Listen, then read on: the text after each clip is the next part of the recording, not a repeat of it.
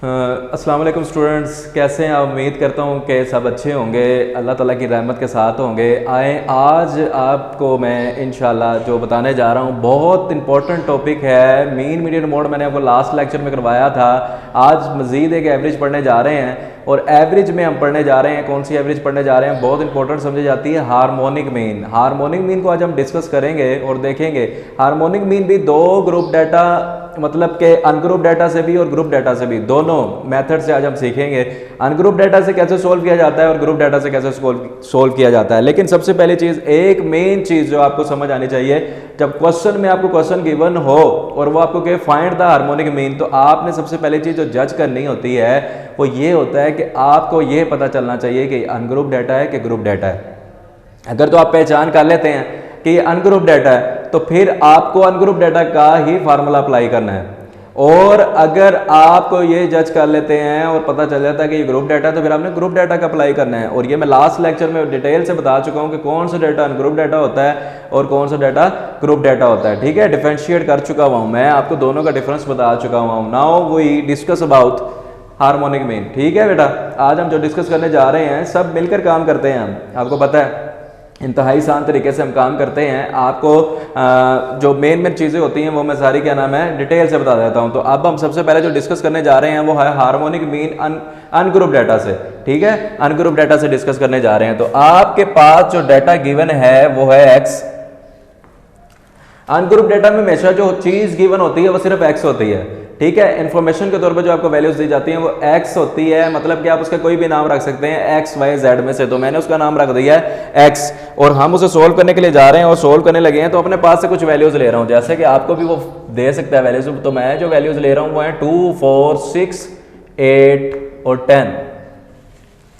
इस तरह आपको क्वेश्चन आएगा और आपको वो क्या कहेगा, हार्मोनिक मीन फाइंड करें। क्या कहेगा? Find the harmonic mean. Harmonic mean जिसे हम HM से लिखते हैं। क्या लिखते हैं? HM। हार्मोनिक मीन को क्या लिखा जाता है? HM, harmonic mean. तो आज हम जो सोल्व करने जाएंगे वो है हार्मोनिक मीन का टॉपिक। हमारा किसका टॉपिक होगा? हार्मोनिक मीन का टॉपिक होगा। ठीक है बेटा, ये भी एक एवरेज होती है जिसको हम क्या नाम है, पहले भी आपको बताया था कि हमने इस चैप्टर में काफी ज्यादा एवरेजेस पढ़नी है। तो आज हम जो डिस्कस करने जा रहे हैं बड़ी इंपॉर्टेंट एवरेज है और उसका नाम है हार्मोनिक मीन। ठीक है, आपके पास जो वैल्यूज गिवन आ गई हैं वो हैं एक्स की 2, 4, 6, 8, 10।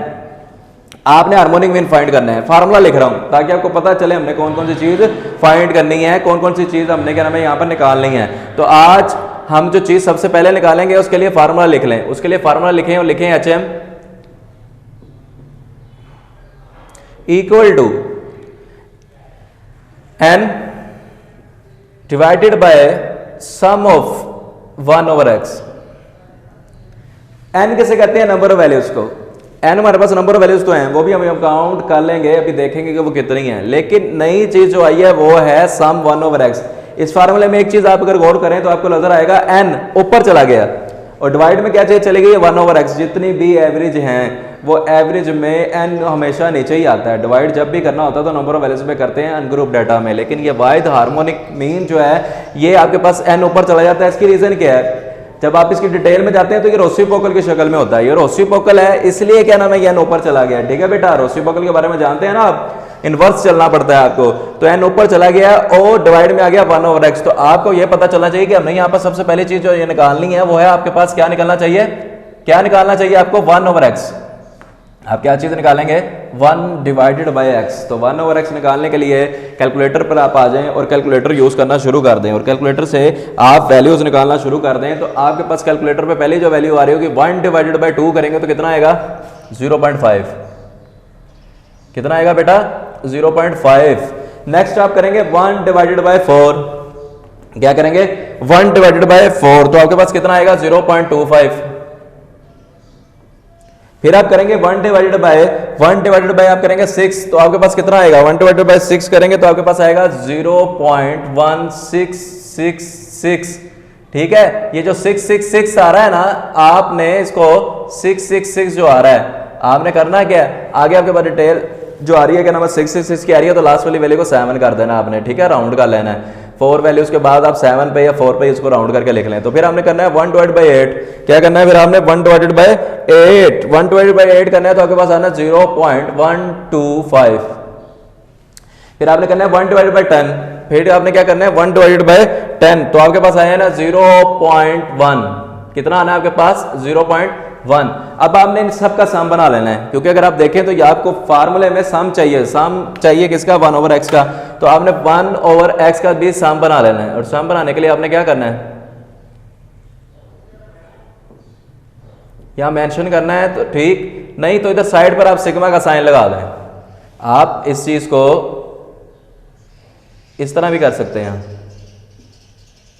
जब आप साइड पर लिख देते हैं ना समेशन, तो आप फिर इनके साथ ना भी लिखें तो उसको पता चल जाता है कि आप इस चीज का, इस कॉलम का जिसका भी टोटल करके लिखा हुआ है उसका सम लिखा हुआ है। और अगर आप क्या नाम है नहीं करना चाहते, साइड पर सम नहीं लगाना चाहते, तो फिर हर एक के साथ आप लिख सकते हैं। तो इनका सम कर लें, और सम करने के बाद इसका सम कितना आएगा आपके पास 1.16167, यह आपके पास सम आ जाएगा।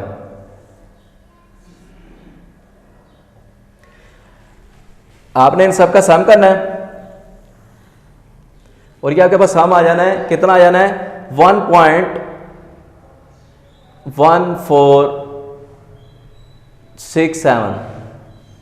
यहां पर लिखें पहले नंबर ऑफ वैल्यूज 5, डिवाइड करवा दें 14167। आपने नंबर ऑफ वैल्यूज के ऊपर डिवाइड कर दिया किसको, सम को, ठीक है। और सम करने के बाद आपके पास फाइनल आंसर क्या आ रहा होगा, हार्मोनिक मीन का जो फाइनल आंसर आपके पास आ रहा है वो आंसर कितना आ रहा होगा, आप इसको डिवाइड करें, और डिवाइड करने के बाद आपके पास जो आंसर आ रहा है वो आ रहा है 4.3795। ये आपके पास सारा सम जो आ चुका था, आपने नंबर ऑफ वैल्यूज पर डिवाइड कर दिया, नंबर ऑफ वैल्यूज को ऊपर रखा और डिवाइड कर दिया सम पर, तो आपके पास फाइनल आंसर आ चुका है हार्मोनिक मीन का 4.3795। ये आपके पास अनग्रुप डाटा से हार्मोनिक मीन सोल्व हो चुका है। क्या हो गया भाई, आपके पास हार्मोनिक मीन अनग्रुप डाटा से आपके पास सोल्व हो चुका है, और उसका आपके पास फाइनल आंसर आ चुका है 4.379। उम्मीद करता हूँ कि बड़ा आसान सा टॉपिक आपको लगा होगा, ठीक है। अनग्रुप डाटा से हमने हार्मोनिक मीन फाइंड कर लिया, अब हम ग्रुप डाटा से हार्मोनिक मीन फाइंड करने जाएंगे। क्या करेंगे, अनग्रुप डाटा से करने के बाद अब हम ग्रुप डाटा की तरफ जाएंगे। तो इसको पहले मैं रेस कर देता हूँ, और फिर हम ग्रुप डाटा के ऊपर भी वर्किंग करते हैं। उसी तरह जैसे मैंने अभी शुरू करने से पहले जो आपको बात कही है, और वो बात जो मैंने आपको बताई है अभी मैं आपको लेकर चला हूं टॉपिक की तरफ। तो मैंने आपको कहा है कि सबसे पहली चीज जो होती है, आपको पहचान होनी चाहिए कि डाटा कौन सा आपके पास गिवन है। जब भी ग्रुप डाटा आपको दिया जाता है ना, तो उसमें या तो आपको कंटिन्यूस डाटा दिया जाता है, या तो कंटिन्यूस डाटा दिया जाता है, या आपको डिस्क्रीट डाटा दिया जाता है। और मैंने आपके पास कंटिन्यूस डाटा रख लिया है। 90% ज्यादातर आपको क्या नाम है, कंटिन्यूस डाटा ही गिवन होता है, ठीक है। डिस्क्रीट डाटा क्या है और कंटिन्यूस डाटा क्या है, इसके लिए आपको क्या नाम है, मेरा लास्ट लेक्चर देखना पड़ेगा, जो कि जिसमें मैंने आपको सारी डिटेल से बताया था कि डिस्क्रीट डाटा क्या होता है और कंटिन्यूस डाटा क्या होता है आपके पास। तो आपके पास क्लास और फ्रीक्वेंसी जब गिवन आ जाती है, तो आपका क्वेश्चन मुकम्मल हो चुका होता है, और आपको सिर्फ वो क्या कहता है, फाइंड द हार्मोनिक मीन। वो आपको कहेगा क्लास और फ्रीक्वेंसी देके कहेगा फाइंड द हार्मोनिक मीन। तो आप क्या करेंगे, आपके पास डाटा आ चुका है और आप क्वेश्चन सोल्व करना शुरू कर रहे हैं। जैसे कि बुक पे आपको ये क्वेश्चन एक दिया हुआ है,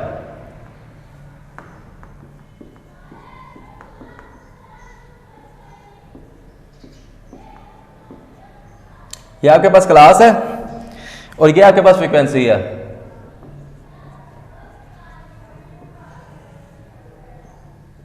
मैंने आपको भी बताया था, या तो आप यहां पर समेशन लगाएं, या आप हर एक के साथ लगा दें। अब आप यहां पर अगर लगा देते हैं समेशन, तो फिर हर एक के साथ लगाने की जरूरत ही नहीं पड़ेगी, उसको खुद ही पता चल जाएगा कि आप सम करते हुए आ रहे हैं सारों का।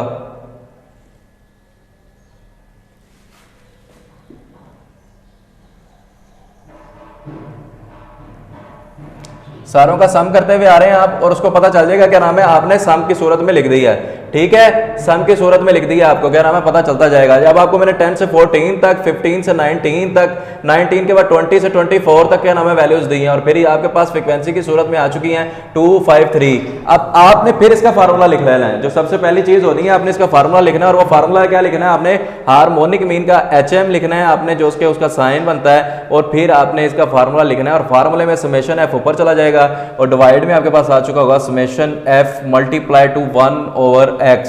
ये आपके पास फार्मूला बन चुका हुआ है। अब आपने फार्मूले के मुताबिक सारी चीजें निकाल लेनी। ये तो आपके पास सम आ गया ना एफ का, जो कि आपके पास ऊपर आना है।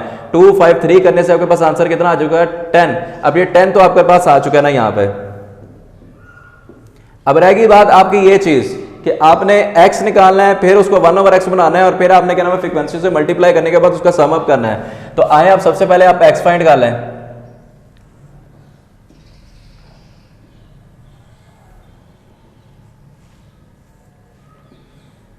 x कैसे निकलता है? मिड पॉइंट, जिसको हम क्लास मार्क्स भी कहते हैं। आपने लोअर क्लास को प्लस करना होता है अपर क्लास में, lower class plus upper class divided by 2, तो आपके पास आंसर आ जाएगा 12। फिर आपने क्या करना है, नेक्स्ट वाली लोअर और अपर को ऐड करके 2 पे डिवाइड करना है, तो आपके पास फिर x आ जाएगा। फिर आपने नेक्स्ट वाली को करना है। इस तरह आपके पास सब x बन जाएंगे, और जब x बन जाएंगे तो फिर आपने क्या बनाना है, 1/x। फिर आपने क्या बनाना है, 1/x। तो 1/x कैसे बनेगा ये भी मैं आपको भी सिखा देता हूं। जिन चीज़ों का सम चाहिए बस उन्हीं चीज़ों का हम सम बनाएंगे, जिन चीज़ों का सम चाहिए उन्हीं चीज़ों का हम सम बनाएंगे, बाकी चीज़ों का सम बनाने की जरूरत नहीं है, क्योंकि हमारे क्वेश्चन के अंदर उसकी जरूरत नहीं होगी। तो 1/x बनाना है, आपने करना है 1/12। आपने क्या करना है, 1/12 कैलकुलेटर पे अगर आप यूज करें और इसको निकालें, कैलकुलेटर से आप करते हैं 1/12, तो आपके पास आंसर आ जाता है 0.0833। फिर आप करते हैं 1/17, तो आपके पास आंसर आ जाता है 0.0588। आपके पास 0.0588 आ जाता है। फिर आप करते हैं 1/22, तो आपके पास आंसर आ जाता है 0.04545। ये आपके पास आंसर आ जाता है।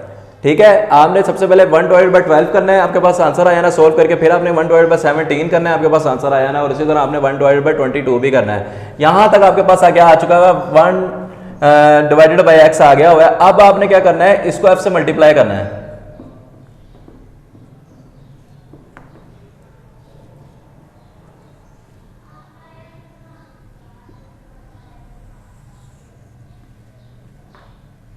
अब आपने इसको मल्टीप्लाई करना है, किस कॉलम को, इस कॉलम को इससे मल्टीप्लाई करना है, और आपके पास वैल्यूज आना शुरू हो जानी है, और आपने मल्टीप्लाई करना है, और मल्टीप्लाई करने के बाद आपके पास आंसर आ जाएगा 0.1667। फिर आपने इस वैल्यू को 0.0588 को 5 से मल्टीप्लाई करना है, तो उसके बाद आपके पास आंसर आ जाएगा 0.2941।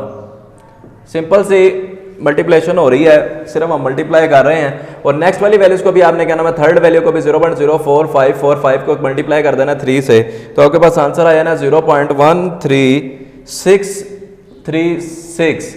ये सिंपल से हमारे पास सारा काम हो रहा है।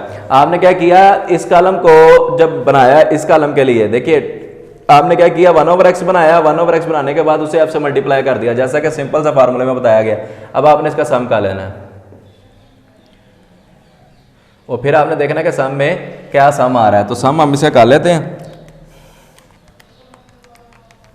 सम करके तीनों वैल्यूज को सम कर लें, और सम करके क्या नाम है लिख लें। तो 0.59716 0.59716 आपके पास आंसर आ चुका है, जो कि आप यहां पर ले आएंगे उसके फार्मूले में, जहां हमने पुट करना था उसकी जगह पर उसका आंसर पुट कर देंगे।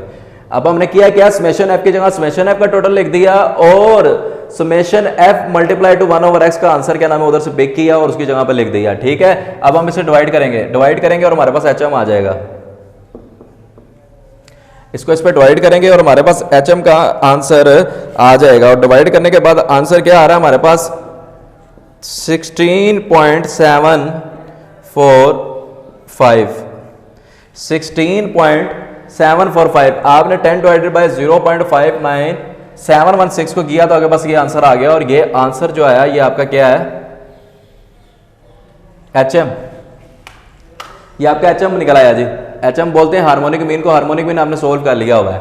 ठीक है, आपके पास क्लास और फ्रीक्वेंसी थी, क्लास और फ्रीक्वेंसी के बाद आपने x फाइंड आउट किया, जिसे हम मिड पॉइंट किया, क्लास मार्क्स बोलते हैं। फिर आपने बनाया 1/x बनाया, और उसे आपने मल्टीप्लाई कर दिया f से, तो आपके पास 1 जो था 1/x जो था f से मल्टीप्लाई हुआ, और उसका सम बना लिया। सम बनाने के बाद हमने सिंपल क्या किया, सिर्फ पुटिंग कर दी फार्मूले में, और हमारे पास HM निकल आया। ठीक है बेटा, समझ आ रही है? यकीनन आपको इंतहाई आसान तरीके से क्या नाम है मैंने करवाया, समझ आ चुकी होगी। बड़ा आसान सा टॉपिक था, इंपॉर्टेंट एवरेज समझी जाती है, इसलिए मैंने आपको ये करवा दिया है। ठीक है बेटा, लास्ट एवरेजेस जो मैंने करवाई थी उसके ऊपर ग्रिप होगी तो नेक्स्ट आपको क्या नाम है ये सब काम करने में आसानी लगेगी। उम्मीद करता हूँ कि आपको सबको समझ आ चुकी होगी। इसी तरह की मजीद आगे आने वाले मेरे लेक्चरों की वीडियोस को देखने के लिए मेरे चैनल को सब्सक्राइब करें, शेयर करें, लाइक करें, ताकि क्या नाम है आपके दूसरे दोस्त भी क्या नाम है इससे फ़ायदा उठा सकें। ठीक है, फ़ी अमान अल्लाह, अस्सलाम वालेकुम।